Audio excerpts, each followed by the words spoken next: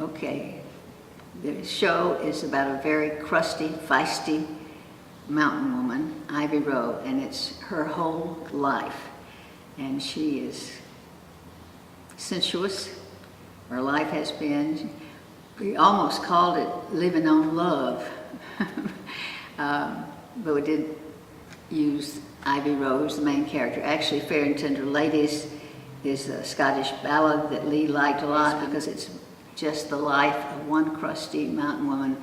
And she never left the mountain, but you see all that goes on in the country around her, the wars and the mining disasters and the railroads and the rural electrification. There's a lot of interesting things that happen in the background, but Ivy is just such a fun person. She is a person, and I think this will do for the audience too. I like to say that if several months go by and I don't get to do it, I miss it a lot, I need it, I want it. It grounds me because she's very earthy, and it lifts me up because her spirit is indomitable, if that's a good word. She's resilient. Well, right here at Haywood Street, I want to give you a taste of Ivy Rowe. That's from Lee Smith's novel, Fair and Tender Ladies. And Ivy is writing a letter to her daughter, Jolie.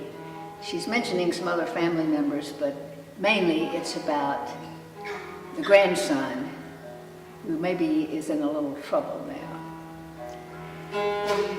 March the 22nd, 1961, dear Jolie, I don't reckon your David has got himself in any trouble we can't fix. Send him on again, honey. I'll never forget what a time I had with Danny Ray in high school, and look at him now, a lawyer, beats all. And thank you for sending your book.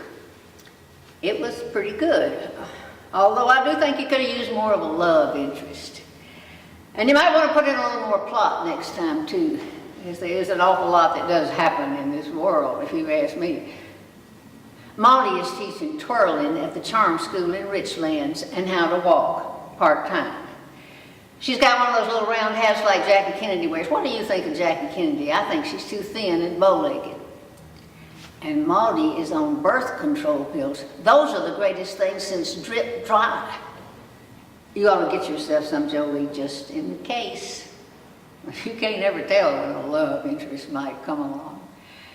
And speaking of love interest, don't forget to put a bigger one in your next book. Mr. Rochester in Jane Eyre is my idea of a good love interest. I would have him be smoldering. Oh,